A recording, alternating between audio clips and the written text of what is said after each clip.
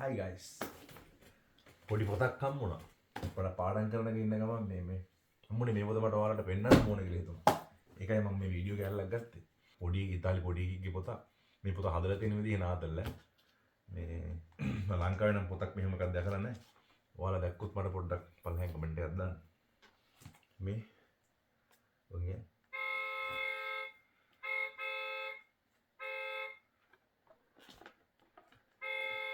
වාහන පොඩි උන්ට වාහන දෙන්න ගම වාහනේ සද්දෙත් එක්ක හුරු කරන සින්නන්න වලට.